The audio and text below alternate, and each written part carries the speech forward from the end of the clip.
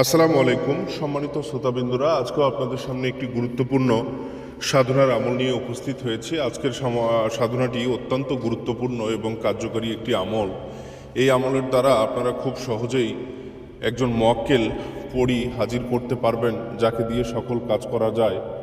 এবং আপনাদের অনুরোধের কারণে আসলে আজকের আমলটি আপনারা বিশেষ করে অনুরোধ করেন, আমি মন্ত্র পাঠ করতে পারি না, আমি জপ করতে পারি না, আমি সূরা জপ করতে পারি না। তো সেজন্য আসলে আজকের আমলটি নকশা দিয়ে, এটি রাজমোহনী নকশা। রাজমোহনী এই নকশাটি অতি কার্যকারী। এই নকশাগুলো আপনি ইউটিউবের জগতে আল্লাহর রহমতে আমি বলবো যে আপনি পাবেন না। কিছু ব্যক্তির কাছে আছে, তবে তারা ইউটিউবে নেই।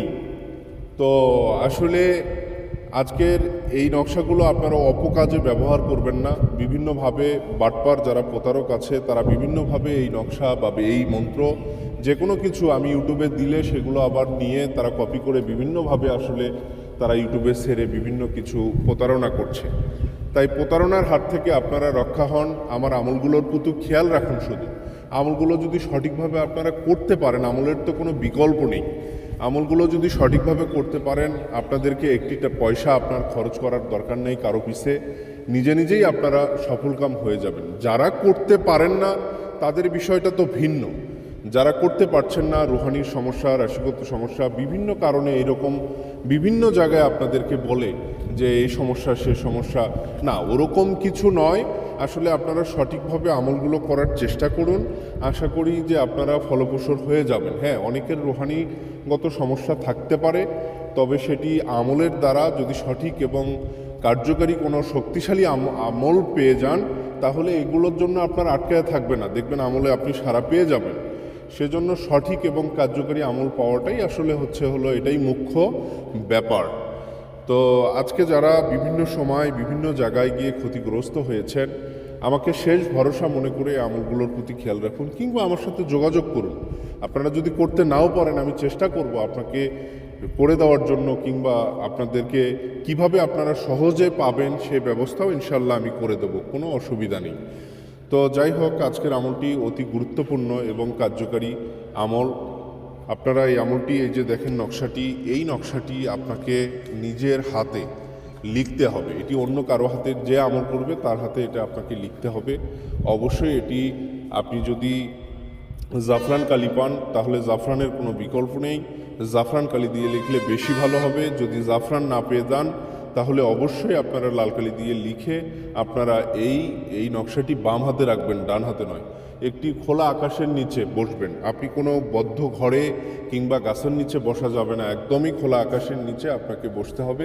এশারের নামাজের পর থেকে ফজরের আগ পর্যন্ত সময়, এই সময়ের মধ্যে, এশারের নামাজের পর থেকে ফজরের আগ পর্যন্ত সময়, এই সময়ের মধ্যে যে কোনো একটি ফাঁকা জায়গায়, নিরিবিলি মাঠে কিংবা নদীর ধারে খোলা আকাশের নিচে আপনি বসুন।